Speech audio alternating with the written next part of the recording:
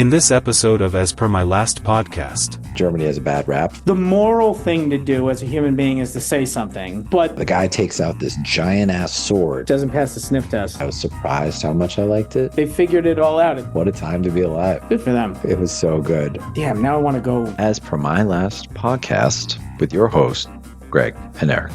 What was your favorite city that you visited? Like, I know you've been to pretty much all of them. What was your favorite one that you visited in Germany? You know, I really enjoyed Frankfurt at the end. I was glad I was only there for like a day, but I was surprised how much I liked it. The prettiest city by far is Dresden. Dude, Dresden was absolutely phenomenally gorgeous. It felt like one of these old world European cities like you'd find in Spain or Italy or France or something, you know. And it's funny because Dresden during World War II was bombed to smithereens. So they rebuilt all of it. One of the coolest things in Berlin is that it's a lot like New York, where because there's been so many immigrants and there's so many different parts of the world that all go there, they have these unique things. So one of them is called Currywurst, right? So wurst just means sausage. Yep. So for them, it's when you have like a bratwurst or some sort of sausage, and on it, they have like a curry sauce with like a curry sort of powder. And it's because of all the different sorts of immigrants that have come together. It's one of these unique things you can get in Berlin. And if you're going to get like in New York City, you'd get a late night slice of pizza after the bar or whatever. Like there,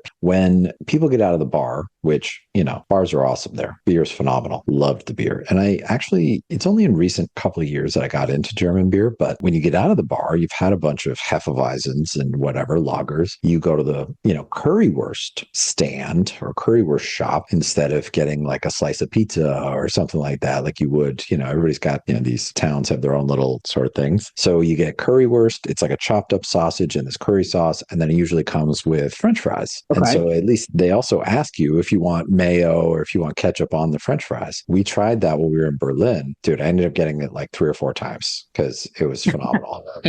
It was so good. But it's funny, you know, there are certain things, and Berlin is one of these cities that's one of the most cosmopolitan cities in the world. And you can tell because, you know, obviously between the East-West Berlin thing, you go to certain parts of the city, and even when you go to cross the street, they have the little walk, don't walk symbol. The ones that are from East Berlin have the little man will have like a little hat on in the like green or red if it's to go or not go. Whereas you get to the ones that were West Berlin and it's just like a red light or a green light. So there's all these like little quirks, right? It's kind of like with, I don't know if you knew this about New York, but chicken over rice is a specifically unique to New York dish because it's only in New York City that there were all these Middle Eastern sort of immigrants that came and were doing cabbie work, hack work, whatever, taxis, and they needed food and they needed halal food. So they couldn't just eat a lot of the other stuff that was on the street, like hot dogs and like, you know, whatever. And so there became this market for this to-go sort of version of food that people could get from a cart. And so it's like this mix of all these different cultures that all kind of needed this sort of particular type of food that's acceptable to different religions and cultures and whatnot that you could also grab on the go and was cheap. So that's why New York is really the only place you can get chicken over rice. I didn't know that backstory. Like I know the halal guys were like the OG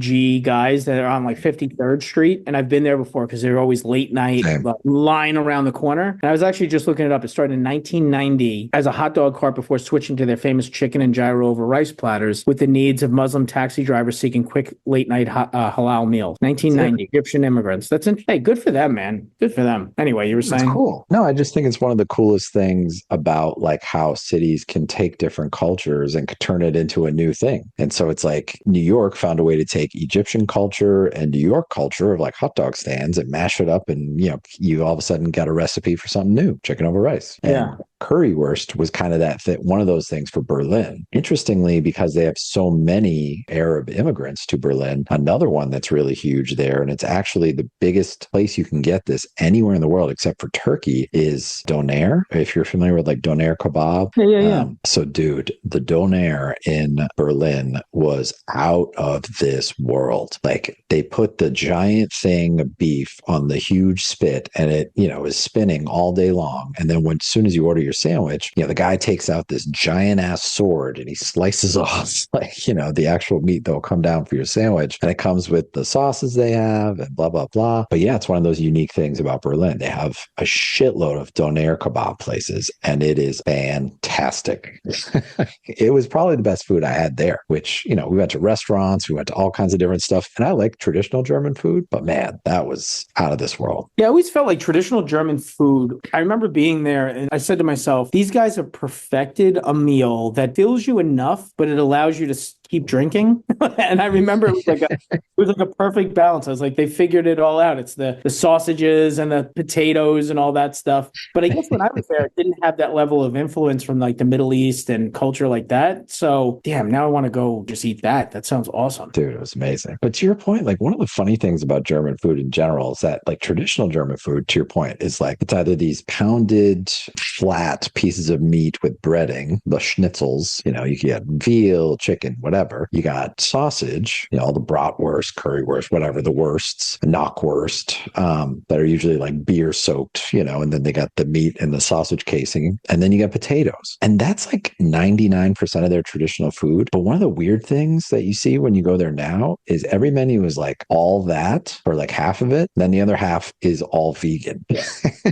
I'm like, what is happening to this place? Like, where did this culture of all meat and potatoes literally turn into like, but can I get a Beyond sausage? Like, yeah, I feel like you kind of grow up with it and that's how it is. But I always thought to myself, with the amount of sausage consumption and beer, I was like, do these people just have like coronaries and just keel over and die? Like what? Like you hear about it in America, but if you're eating fucking sausage and everything so much, or it's such a big part of your culture, that's not good for the old ticker, Yeah, you'd think everybody'd be rolling around like weeble wobbles, if they're living like that all the time. But no, I know it was really odd. So yeah, like you've got all that kind of food. And I mean, the other thing, not to get like too explicit or gross, but like there's no greens in anybody's life. And the only thing nobody ingests water ever, by the way, either. They all look at Americans like you're so weird for wanting to get bottles of water or wanting to get tap water when you're at a restaurant and stuff. And so everybody there just seems to drink, number one, they don't drink traditional coffee, which drives me fucking insane. Everything is all espresso drinks everywhere. And that's like 3 times the amount of caffeine. Like that's what they dude. What? So I was reading about this when I was in France. So this happened about, I don't know, it's within the last like 10 years. There's been this onslaught of these companies that offer these super cheap automated espresso drinks. So like think Nespresso where you hit like, I'll have a cappuccino button or I'll have this or that. And they're offering it so cheap now that restaurants find it much cheaper and less laborious than making like traditional pots of coffee. So like even Starbucks, like Dunkin' Donuts, there is no place to get just regular coffee. Everything is espresso everywhere. And I hate espresso for whatever reason. It doesn't agree with me. So for me, when I'm there, and I'm a huge coffee drinker, it drives me crazy. But on the water thing, they seem to just drink that right up until they start drinking beer. And then nobody eats any lettuce. So I'm like, do people ever take shits? Like,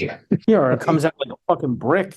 Their joints have to hurt so bad all the time. Like, oh my God. Yeah. Like and intestines of iron too. How is it Americans are so like, I know everybody that like, they probably don't even go to the fucking gym. That's one of those situations where it's just completely genetics. It's like, I think it's bizarre. Like we're so focused on, and I can't tell if it's like the push for the bottled water from Poland Spring or whatever it is, but water is the key to life. How do they not function? I don't know. Fucking weird, right? Now, one thing that I did think was kind of interesting, I was reading when I was there, and this might be an interesting topic to get on, but I was reading an article about the train in Florida that they call the Death Train now. It's like the super high speed rail that they have from Orlando or Tampa down to like Miami. But they were talking about a conference where they had all these Germans and Swiss people there. It was about transportation. And they were like, so what do you think about American transportation? And they were like, well, the weird thing to us is that we go to your train stations and attached to them are giant parking lots. He's like, why are people driving to then take the train? He's like, in our countries, we take the bike to the train or we walk to the train and then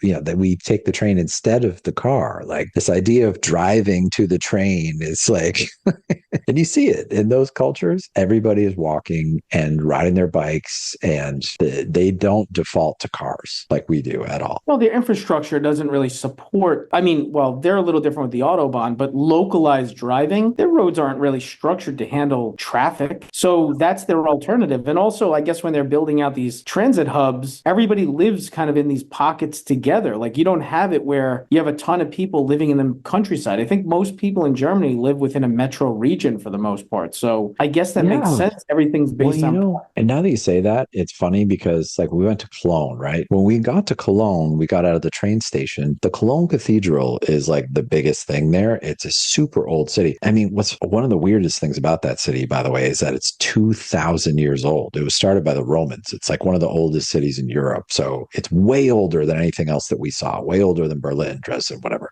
But when you get there, you get out of the train station and Cologne Cathedral is right there. You are getting out in front of the cathedral. And so like the train stations are in the middle of cities. Like they are right where you want to be. Whereas especially once you get to, the suburbs or like the southern parts of the more sprawling parts of the United States, you end up finding out you're in airports or train stations. These are things that are on the outskirts of the city. A few places in the Northeast are different. You got Penn Station, South Station of Boston and stuff. But, you go to the train station that was in, I remember the one that was in Raleigh. It was in like the southeastern part of the city. You go to, and so like Germany really does manage to invest in making the infrastructure as convenient as possible. And that does help, I think. The government probably steps in and controls a lot of it too. Because even here in the US, we have a lot of regionalized commuter rails and things like that, which aren't always the best, and which are fragmented. Like you think about New York in general or the New York metro region. You have SEPTA in Philadelphia, which turns into PATCO, which is a small little line between that, which goes into Jersey Transit, which turns into Metro North or MTA or Long Island Rail subways, and then you have other pieces in there. So like it's all fragmented in that sense. And then I talked to some people about California and their quote unquote commuter rails in LA, and it's nowhere near civilization. So they built this it's awful. And then you go to Charlotte, and have you ever seen the Charlotte train? Like it's like I was like, oh, what's the schedule? And they're like,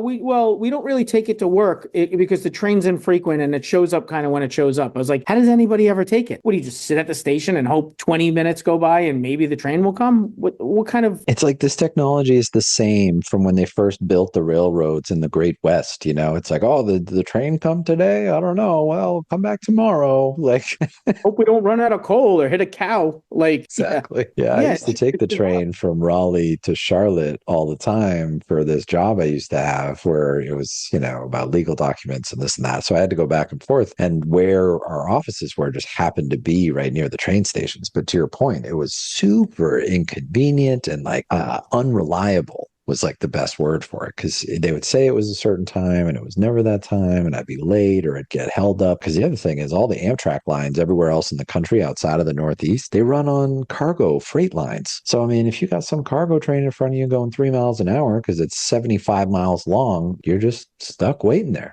I never understood, you have these high speed rails and, you have it throughout Japan and these places, and you're going 200 plus miles an hour. I'm like, this is great. But, if Amtrak tried to do that coast to coast, what prevents something from being on the track? Like, I don't know, do they have a track detection system to know, like, fuck, there's an obstruction up front, like a tree fell down? How do you have an answer for that? So what's interesting, so the article that I was reading that I was telling you about was about the train in Florida that they call cynically with their gallows humor the death train. And they're like, because people just walk on the track and get hit all the time. And the locals joke about, oh, wow, we got to feed the death train, to keep it running. Oh, death train, sacrifice. And it's like this really weird Florida gallows humor. But, what the article was saying is that many, many years ago, they were having this issue across all of Amtrak. And what Amtrak came to realize when they did a study is that you can't keep actual trains at grade. So you have to either raise them above the level where people are walking or have them go below it. But when you keep them at grade, that's where people and things and cars always end up getting on the tracks and people get hurt. So like when they did this high-speed rail, they didn't take that into account at all. So the crossings that are at grade for this high-speed rail across Florida are almost all of them. Whereas Amtrak spent the money to go like, okay, it'll go under this road or it'll go above. They'll have a bridge that makes it go above this other road and this kind of shit. This train line didn't do any of that. Interesting. Yeah, I guess. It was one of those weird things I never would have thought about until I was reading that. And they were like, yeah, this train line has had like 50 times the amount of deaths than any other train. It's like, oh shit. Fuck, that is scary. That is unbelievably scary. Horrifying. We just are not prepared for any alternative. I mean, granted, a lot of our major Fortune 500 companies happen to be automobiles, and for the longest we were promoting automobiles across America. And I just feel like we're just not ready to handle transit. It's been around forever, but I just don't feel like from a transportation perspective, like we will put our money into updating airports. And even when the airplanes are falling from the sky, they're still going with that approach. Like, and then you learn like, oh yeah, we started to let Boeing be the ones to actually do their own inspections because we didn't have enough people at the FAA. And I'm like, oh, that didn't work out for you, having the company inspect themselves? Yep, looks good. You sure this wing doesn't look fully attached? It's good enough. Dude, I watched a documentary where they had people saying that exact shit. They were like, I don't know. And these people were like, I had to quit. I couldn't keep doing this. Yeah, if you think about it, it puts a lot of people in. Wasn't there a whole conspiracy where the whole Boeing thing and people were getting murdered or like found in unusual circumstances, no longer alive? Oh, I don't know. I didn't hear about that. Dude, I got to find the article. There was like something about like this whole big, like when all that issues with the new Boeing plane and there was all these like, whistleblowers and then magically they were unalive. It's as the kids would say. Weird. No, I hadn't heard about that. I mean, I'd heard about how they transitioned from being one of the best companies in America ever to being like the piece of shit they are now, but it didn't include anything about murder, which would have made it far more interesting, if I'm honest. Yeah, here, 2024. 2 Boeing whistleblowers, John Barnett and Joshua Dean, have died within a few months of each other in 2024. Barnett, who alleged safety issues with the 787 Dreamliner, was found dead from what authorities ruled as apparent self-inflicted gunshot wound while he was in the middle of a deposition with Boeing. Dean, who had also raised quality concerns and was fired by Boeing's supplier, died from a bacterial infection shortly after, which his family and attorneys described as sudden and rapid illness. I'm not a conspiracy theorist, but I don't know. It doesn't pass the sniff test. Yeah, that's like when that Russian dissident all of a sudden had like huge amounts of radiation in his system, and Russia was like, we didn't radiation poison him. It's like, oh, so did he get all this radiation in his system then? Well, we said not it, and we touched our nose, so obviously exactly. It wasn't. Right. That's insane. We did a self-inspection and we said, nope, didn't do it. Looks good. Looks good. That puts people in a tough position, right? Because the moral thing to do as a human being is to say something, but the human in the human being is like, I need a job to support my family. If I say something, I won't have said job. So as much as they say that there's whistleblower protections and all that, it's the same thing as like HR when they call you in, they're like, go ahead, tell us everything. Don't worry. Wink, wink, nudge, nudge. We'll protect you. No, that's a death sentence. Yeah, I mean, this is what happens when you have a country that has no social safety nets, right? Like, I am literally worried that I could, and I like unlikely would, but I could end up like fucking homeless and starving if I make the wrong choice at work. So yeah, I'd be scared to death to do something like that and put my job in jeopardy and put any future ability to get other jobs in my industry in jeopardy because, word gets around and I'm suddenly blacklisted. And the fact that these people were actively known by their name and there wasn't protections built in about them being part of pending litigation or cases and they're the whistleblowers, that within itself is a problem. Totally. I don't know. It's funny, man. I think about American infrastructure and I'm just like, hey, to your point, I just kind of wish we went all in to make one or two things better than, like, for instance, if we got rid of Amtrak, but we ended up having a bus system that was like ballin', that actually was like really, really good and reliable and cheap and could get everybody where they wanted to go. Like, I hate the bus. I hate the idea of the bus. But I was reading this article about this town in Ontario called Brampton, where they were considering putting in light rail, right? Sounds familiar. Is there like a famous like hockey team up there, right? Like, don't they have a great juniors team, Brampton? They might. Yeah, I think they might. Yeah, it's not far outside of Toronto. It's one of those Toronto suburbs. And they were like, hey, we should put in some sort of light rail. And they were looking at it and they're like, oh, it'd be so expensive. And then this guy had this crazy idea. He's like, why don't we take that huge amount of money that we set aside for light rail and just put all of it into the bus system we have today? And then that's what they ended up doing. The bus ended up running way more frequently, way more reliably. And suddenly the ridership went up through the roof. People were like, I take the bus to work. They're like, I can rely on it. It's here every 8 minutes. I know exactly where it is, where it goes. It gets me anywhere I want to go in the town. They're like, it's awesome, And I'm like, man, if buses were like that, I would consider riding a bus. The problem is the stigma that's tied to a bus. So everybody sees a bus and they're It's like, true. oh, that's all like vagrants, poor people, whatever. Exactly. And that everybody's like, oh, if I'm on a bus, I've hit rock bottom. And the truth is, like most cities in America, really the bus is designed to go in like, underserved communities in terms of financial means and all that stuff because it's a cheap alternative. But yeah, to your point, like they could invest in that, but they don't.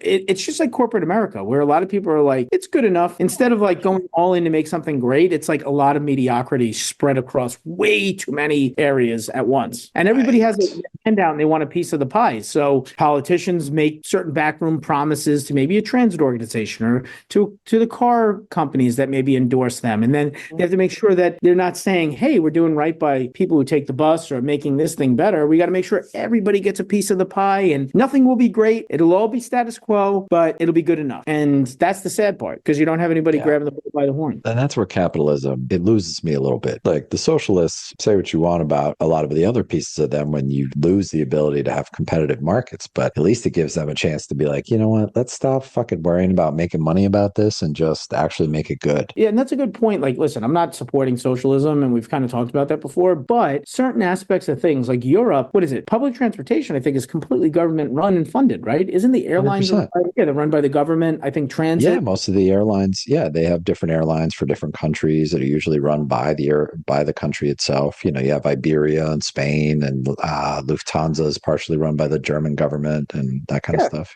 Yeah, so like maybe like, and I was surprised after, I guess, what was it, like 9/11 and the airline industry really struggled to rebound and there was a lot of bailouts and all that stuff. I was a little surprised that the government didn't try to take on that model, but also we have a level of arrogance where it's like, hey, just because it works in Europe doesn't mean it's going to work here, or hey, they have something that seems to work, but I'll be damned if I'm changing the way we do things. And I don't know, there's certain things that there should just be, non-negotiable. It should just be like, it is what it is. Yeah, there are certain things that private industry does better. And I want innovation. I want things like that to go through the private market so that they're competitive. Then there's other stuff that like, I saw this thing with Noam Chomsky once where he was like, they say that private industry is better for everything, but he's like, that's only true if you consider it from the vantage point of profit. He's like, so yeah, some things are expensive because they're not profitable, but we still want them.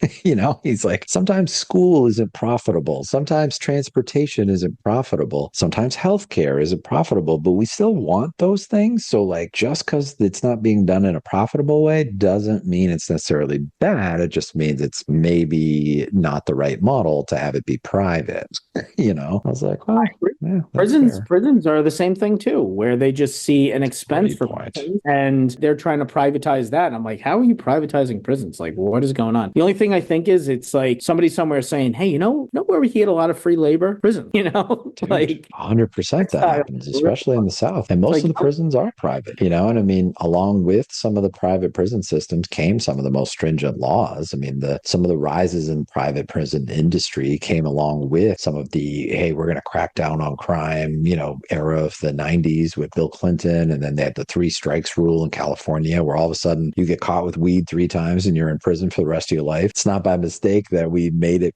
private. And then within, 10 to 15 years, we had the largest prison population per capita of any country ever in the history of the world. Sounds about right. To be fair, though, whether you agree with weed or not, if it's illegal and 3 strikes and you're in prison for the rest of your life, you better believe after 1 strike, I'm going to be very good about it. Like, I'm not risking repeat offenders. Like, sometimes they're too stupid to get out of their own way, but, it is what it is. Some people are so hell-bent on like, well, it goes against what I believe in. It's like, yeah, but you want to know what? It's a law. So, like, just don't fuck with it right now. Oh, there's definitely some of that. I'm with you for sure. But I mean, do you put people in jail for being stupid? Like, we'd have even more people in jail. Honestly, a lot of the stupid people, they used to put them in the insane asylums and they boarded all those up. So now they're just walking right. Well, and that's what, I mean, we were talking a little bit about this earlier, but that's where all of a sudden the thing in America has just become the actual social safety net is the police, is the prison system. You don't have enough money, go sleep on a bench until you get arrested, and then you'll get 3 squares a day and a roof over your head. You're going crazy, you don't have a place to live, well, get arrested, throw a brick through a window, you get 3 squares a day and a roof over your head. They had, maybe, I don't know if we were talking about it or if I read it somewhere else, but maybe it's the Scandinavian countries. And we know that they're a little bit progressive in that sense, but I think they're starting to deploy heated benches so that the home, like instead of addressing like, hey, these people need housing, it's like, we'll just heat the benches for them so they don't need newspapers anymore. That's weird. I hadn't heard that. Yeah. I can tell you Germany's the exact opposite. Germany is like, they put all these barriers between different seats so that people can't lay across them. Like they don't want big. And to be fair, I saw very little of it. Now, I'm not sure if that's because Germany has a bad rap for ushering people into camps places, but I don't know where all the homeless people went, but I didn't see very many of them. Yeah, well, that's like so it's Japan, solar powered heated benches to help homeless individuals during freezing nights, which to be fair, I don't think there's a whole lot of visible homeless in Japan because I've heard like their cities are absolutely pristine, but probably helps a few here and there. But yeah, the Germans and the Americans are starting to do that too, where it's like any flat walls are starting to have ridges, so it's uncomfortable, so you can't really lay on them. The benches have like treating homeless like they're pigeons. Yeah. Putting up homeless spikes instead of pigeon spikes or whatever the hell. Yeah, exactly. Hitting them with a rolled up newspaper. Get out of here. Go get a job. We should start saying that to pigeons. Yeah. Stop clucking and shitting everywhere. Go get a job. I'm not giving you bread anymore. Work for your bread. This ain't free. That's cool that you had that trip through Germany, though. That's at least worth taking time. You know, like it's good that you got to do that. You got to experience everything. And you went, our dollar and the euro are very similar in terms of buying power right now, right? Like I remember when I went, it was like almost like a 2-to-1 ratio. So like it was brutal for me, but the dollar and the euro. Dude. Right? So part of why we did this trip, and I think I might have told you this offline, but we were looking at cheaper trips. We were looking at things that we assumed would be cheap. We were like, oh, well, why don't we go on a road trip in the South? Because I want to see all 50 states. You know, we're thinking about doing Alabama and Georgia, some of these deep South states, or let's go to I want to go to all the baseball stadiums. So we're looking at, well, I've never been to Milwaukee and Detroit. Maybe we could piece together something like that. All these sorts of trips, the hotels were like $250, $300 a night. The flights were really expensive. Getting, the rental cars were super expensive. I was like, fuck. So then on a lark, we look in Germany and I'm like, a super nice apartment hotel type place for 9 days was like $70 a night. Like everywhere we stayed was unbelievably cheap. And most of the shit you do there is cheap. Getting a beer there, you can get a giant ass fucking half-liter beer for like $3 or like $2. It's like fucking crazy. Yeah, it was companies here, like a lot of like restaurants and pubs around me, dude, like $9 for a Budweiser. I'm like, when the fuck did Budweiser become elite? Like, what's going on? I feel like $8-9 for a draft is like the standard now in America. It's crazy. Ridiculous. Yeah. No, so that was the funny thing. Like I had to do the fiscally responsible thing and go to Europe instead of Alabama. So do you think Europe, and like I'll try to tie this back into what you were talking about before with lack of American tourists, do you think it's cheaper to try to attract more tourism? Well, this is the funny thing. I mean, I think, the expense is not the issue. Now, I mean, it did help, to be fair. We did pay for our flights with points. So my girlfriend, to her credit, is a whiz with finding credit card points and deals and things like that. So the flights were essentially tax dollars. And then, we more or less flew for free.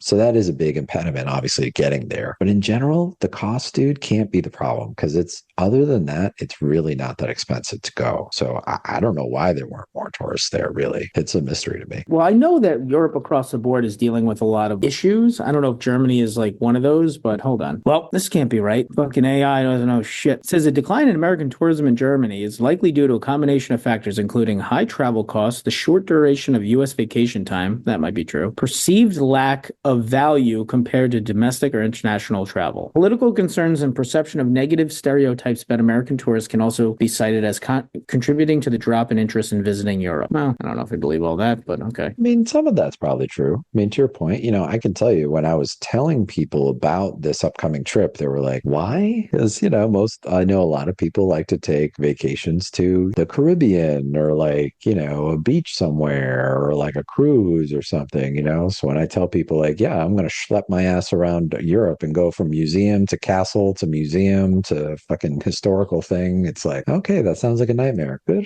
go have fun. I'm more in line with your philosophy. I'd rather spend that money going to like cultural places than, oh, wow, I laid on a beach in Grand Cayman for like 6 days. Like, that's boring. Yeah. Drinking on a beach, I'd rather drink around Europe. I'd rather go see some stuff that's been around thousands of years and see what they got going on. Same, man. Yeah, that's always been my thing. I think that culture is fascinating, seeing how other people live, seeing like, old stuff and how things were and how things, because it tells you a lot about how it came to be, right? I mean, it's one of the most interesting things about all this time I've spent in Europe is hearing history from everybody's angle. The museums that are focused on Napoleon in France have a very different version than the ones that are focused on him in Austria and Germany.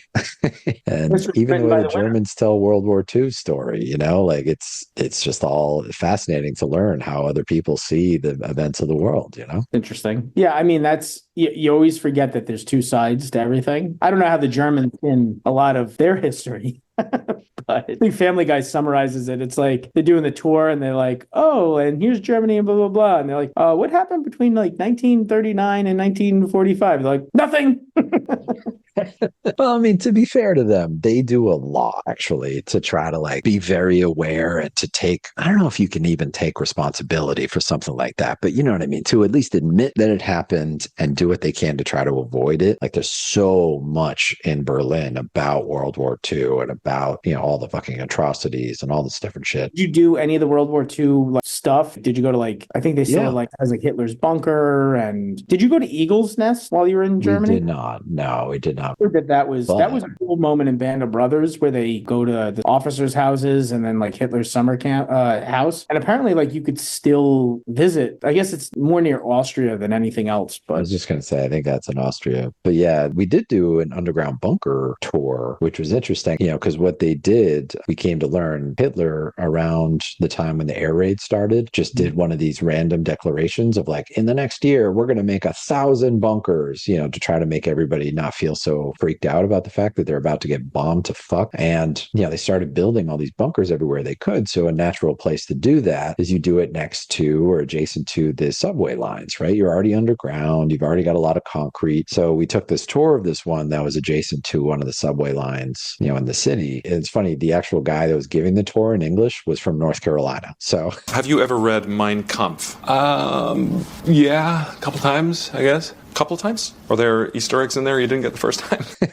He had gone to Germany to study German history and then ended up getting this gig in tours in this underground or whatever. So, but it was fascinating learning about it. I mean, they had these like fucking really creepy games where they would teach kids like, this is how you go to hide under the desk or like hide from air raids or like here, you'd roll the dice and be like, okay, go hide in your basement. Yeah, like the a lot of creepy shit. Like that, about how they used to prepare for like nuclear holocaust sort of thing. And it's like, yeah, they used to just like have an alarm and we would put our heads under the desk and kiss our asses goodbye. I'm like, it's a weird concept that you're practicing that in school, but I guess, it is what it is. The way he described it, he was like, look, I mean, have any of you had fire drills in school? And obviously everybody was like, yeah. He was like, this was an imminent danger that came up all the time. So if you think about it like that, the same way, you guys prepped in school if there was a fire, they prepped in case you were bombed.